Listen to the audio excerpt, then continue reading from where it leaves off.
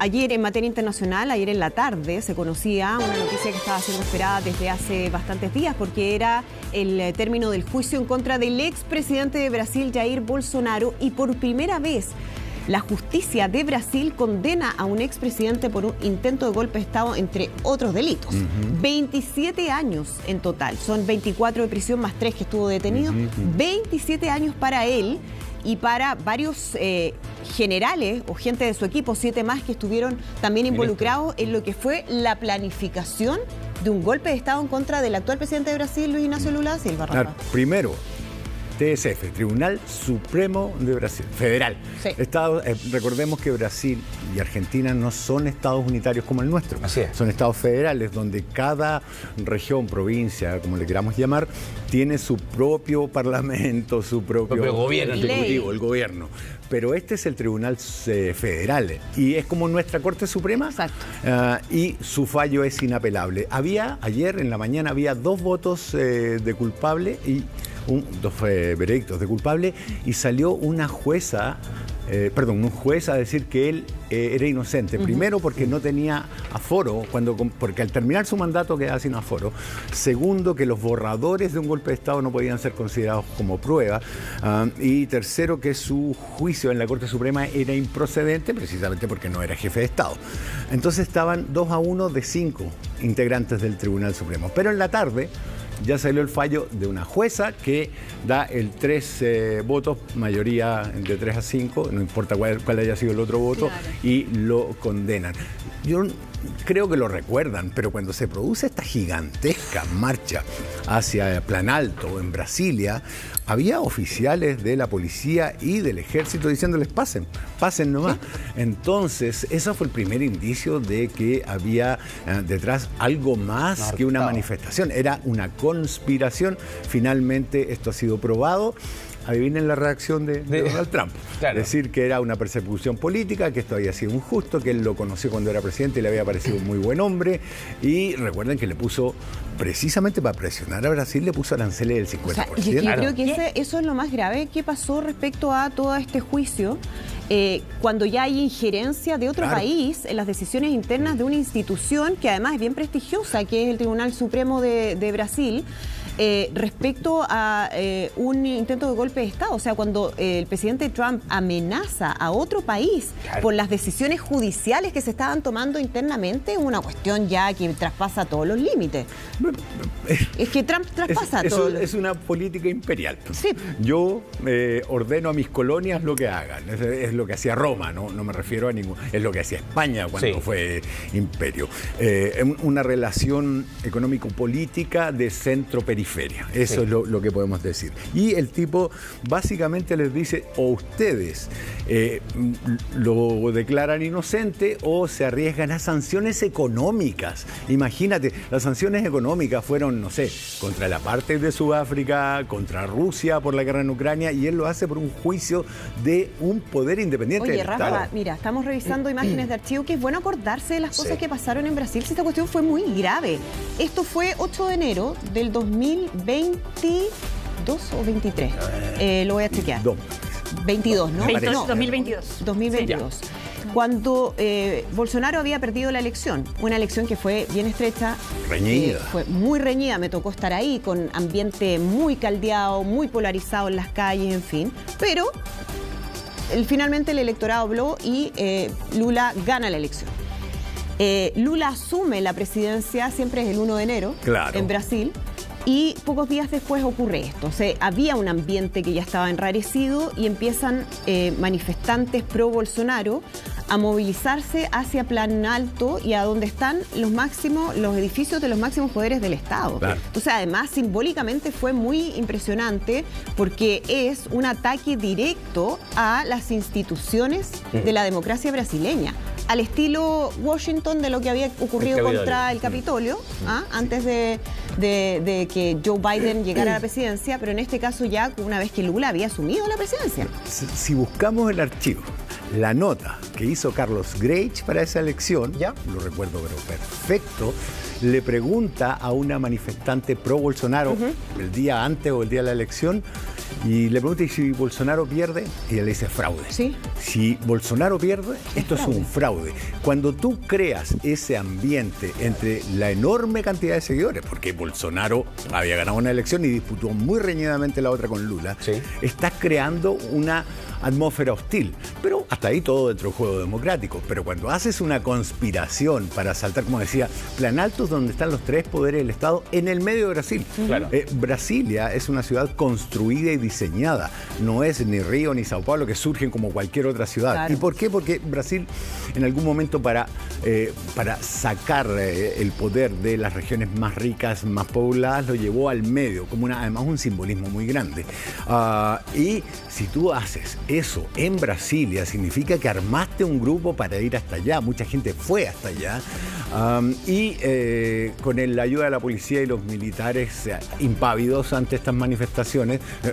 Aquí, en cualquier parte, una manifestación, lo vimos para el estallido. Claro. Lo vimos, una manifestación que además no pretendía derrocar un gobierno, digamos. La primera que me tocó cubrir en este mismo programa era ¿cómo se llaman las parvularias? Ya. Que iban con bubucelas y silbatos. Y aún así, en algún momento, Carabineros empezó a tirarles agua. Después las dejó avanzar. Pero ¿por qué? Porque la lógica dice que una manifestación que puede tornarse violenta, que va a uno de los edificios donde están los poderes del Estado, en este caso el Ejecutivo, pero también pasó en el Legislativo en Valparaíso. ¿Se acuerdan? También ocurrió y hubo represión, contención policial, como ustedes quieran llamarlo, pero la policía se interpone. Acá los dejaba pasar. Sí. Con las armas en la mano los dejaba pasar a gente que no iba con la mejor actitud, digámoslo también.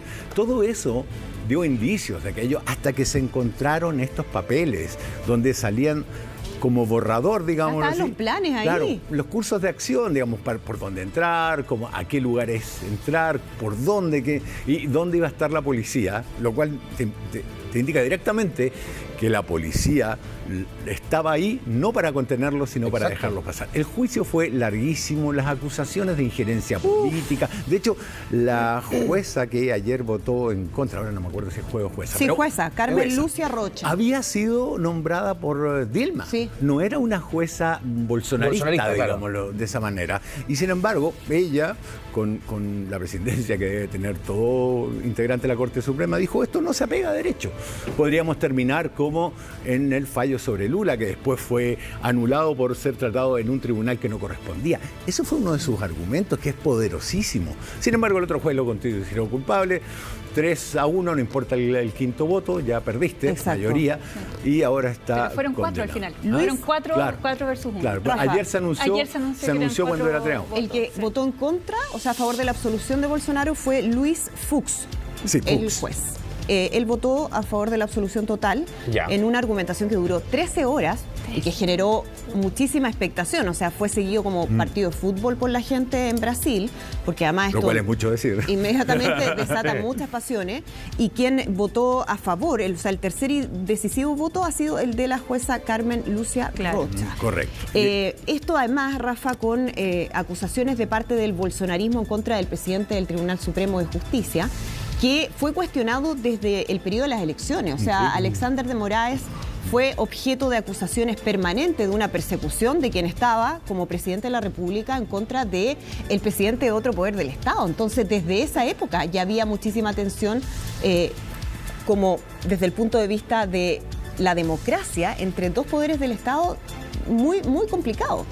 Y recuerden, si hacen un poquitito más de memoria, que cuando era candidato fue apuñalado. Sí, pues. Eso ya habla del clima de polarización que creó Bolsonaro, que además tiene otras características típicas de la neo-ultraderecha, digámoslo así, es antivacuna. ¿Se acuerdan que le dio COVID y no se vacunó? De hecho, tuvo una pelea gigantesca con el gobernador de Sao Paulo que decía, esta es como es un estado federal, esta es mi potestad, no es potestad del presidente vacunar a la gente.